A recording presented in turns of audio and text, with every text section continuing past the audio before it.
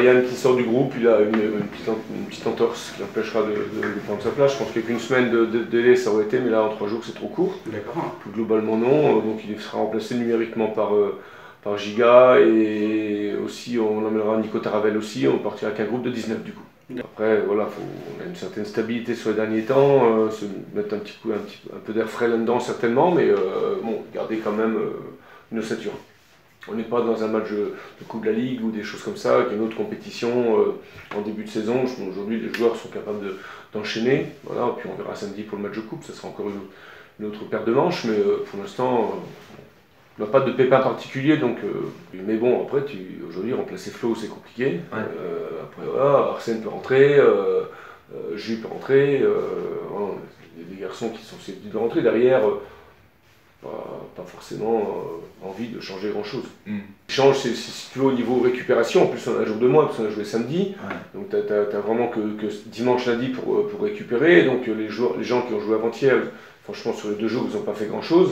Ouais. Ils vont réenchaîner comme ça. S'il n'y a pas de souci particulier, si les gens se sentent bien, ça, c'est une discussion que tu as avec eux, que Mika peut avoir avec eux, surtout sur le. Voilà, c'est pas la peine d'aller risquer un pépin, une blessure, ça serait con. Parce que part quand même du principe que le joueur il veut toujours jouer, donc à un moment donné c'est nous qui sommes aussi obligés de prendre des décisions pour eux de temps en temps. Et voilà, l'objectif c'est ça aussi.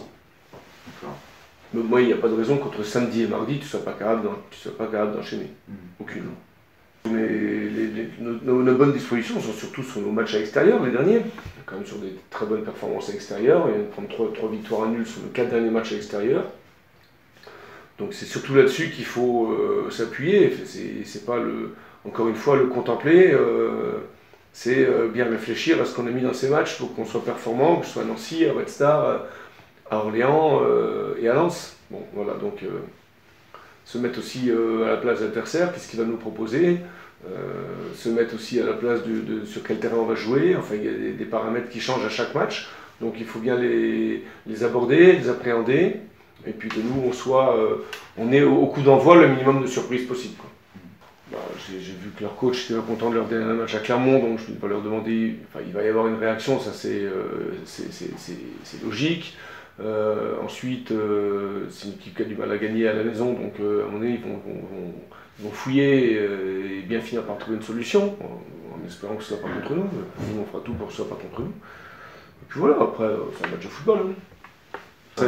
On travaille pour qu'il n'y en ait pas. Voilà.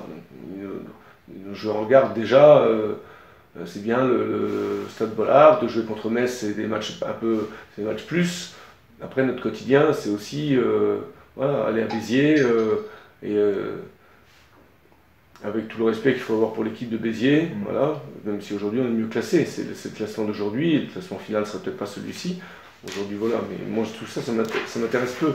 Ce qui m'intéresse, c'est dans quel état d'esprit on y va. C'est sûr que si on y va décontracté, on va revenir la queue entre les jambes. Donc voilà, on sait à quoi on s'attend, que ça va être une équipe qui va nous pousser, qui va aussi peut-être profiter de notre pensée qu'on a mal récupéré, etc. Tous ces paramètres qu'on doit prendre en considération.